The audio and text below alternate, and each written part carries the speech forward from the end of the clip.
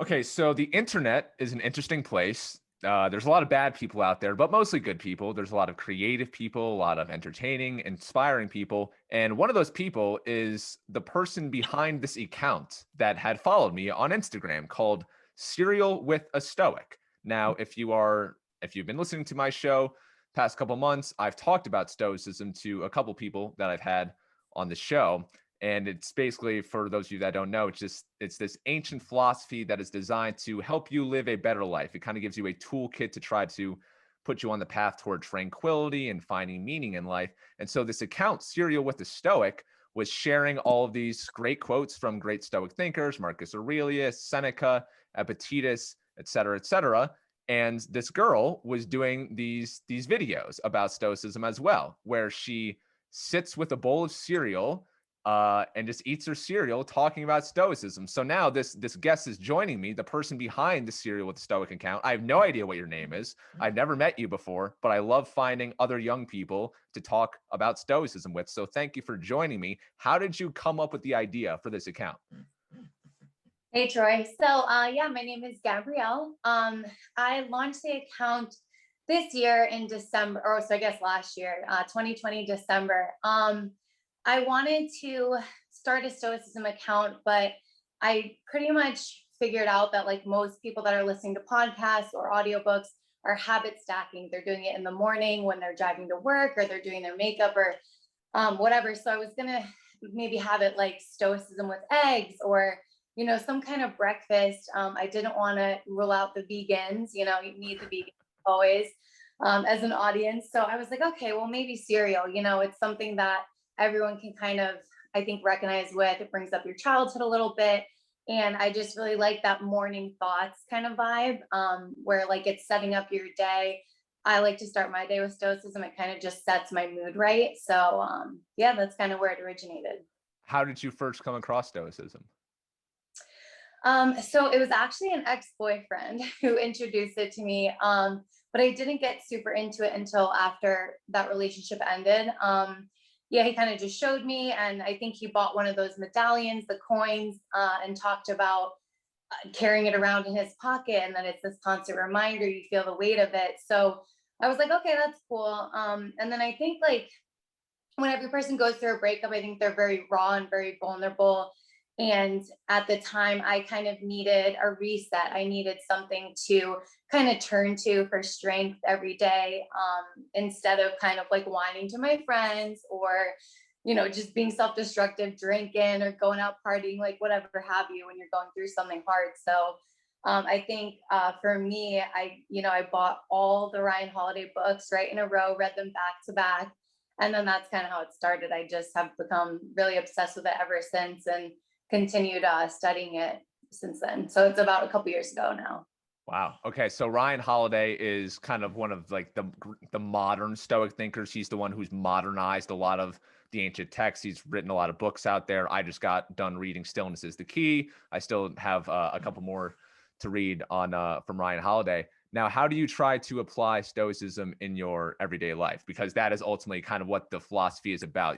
Everyone, the Stoics, Ryan Holiday talks about kind of the pen and ink philosophers, about how you kind of just study and read philosophy. There's a lot of other ancient schools that just kind of left it to reading. But Stoicism is kind of, you read about it, you learn about it, but then you actually apply it to your everyday life and you try to embody the Stoic principles. So I'm curious, how do you try to embody it? Yeah, I think there's so many ways you can kind of apply it to your life. I think self-awareness and self-check-ins are a huge way that you can every single day kind of always maintain that level of, okay, what is toxic about me? Like that's kind of what my account is about, is transforming your toxic traits into triumphs, into a better self. So I'll journal in the morning. A lot of people do it at night. I always forget at night. So I do it in the morning. The Daily Stoic Journal is great. Ryan Holiday, sold that as well. So I have that. And they give you prompts. I kind of find it hard to journal without a prompt. So I love the prompt ones. And I think too, with like friendships, I try not to be judgmental. I try to actually listen when my friends are talking and not make it about me, or think about my flaws, and always kind of be very self-deprecating, but without having low self-esteem. Be self-deprecating and just understanding we're all human, we're all going through so many of the same struggles. And that compassion and that constant practice, I think, really helps me at least apply stoicism to my relationships and even at work too, staying out of toxic shit at work, staying out of comments, and I guess just kind of trying to undermine different people or your boss, whatever. I keep my mouth shut. I stay out of all of that, and it's bettered my life. So Yeah, yeah. I love everything you just said. It's really helped me. I discovered Stoicism during the pandemic, kind of like you when you had a breakup. You just kind of need a reset. Obviously, a lot of stuff was going on mentally during this whole time. So I just kind of needed something to put my energy in, something to believe in, something to get myself back on track. So I thought I had, kind of veered off track and didn't quite like who I was becoming. So Stoicism kind of helped me redefine what it meant for me to be a good person. And so the thing about it though is that you never fully get there, right? Like with stoicism, it's a lifelong process. You may never live up to Marcus Aurelius is the ideal stoic. Cato is an ideal stoic. These perfect people that just all their quotes that are like, how can you act that way in that situation? Someone wrongs you, you naturally want to get back at them. You want to, get some sort of revenge on them. And they were absolutely perfect at it. But I just find it so difficult. Because so many of the stoic reactions are counterintuitive to what we actually want to do. So it is a lifelong learning and trial and error process of trying to become the best stoic that you can. yeah, absolutely. I think so much of it is overcoming the emotional side of how you're feeling and just checking in with the logic. And so like that was what it was like for me. I feel like I was just getting your ego is a big part of it too. If you feel hurt or rejected, or you feel like people are criticizing you or looking at you, that's all your ego. So I feel so much of our problems as a society and as individuals just stems from our inability to detach from the ego. It's Buddhism talks about a lot too as well, where it's like, because we can't detach, we're so emotional about things that really shouldn't be emotional. We get I guess offended by them or defensive, and it causes fights and issues. And especially at work, especially in family, big blowouts and things like that. So I think that's what I love about it the most, is that like it taught me, I guess, how to control which side of my reaction that I wanted to pull the lever on, which side should stay silent, which side I should take action on. So that's definitely my favorite part of it. Yeah, maybe the biggest overall principle in Stoicism is just focusing on what you can control and just letting go of everything else. You cannot control how other people treat you. You cannot control the things that happen in government and in politics and everything else that is happening in the world. It is literally just taking the time to evaluate yourself every day. What am I doing? How am I making the world a better place? How am I trying to become the best person that I can be?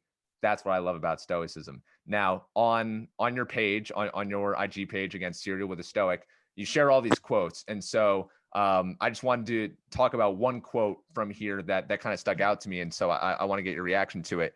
And so the quote is from Robert Greene. And Robert Greene, I believe, has collaborated closely with Ryan Holiday. I believe he's a writer. The quote is, "The ultimate power in life is to be completely self-reliant, completely yourself." What does that mean to you, do you think?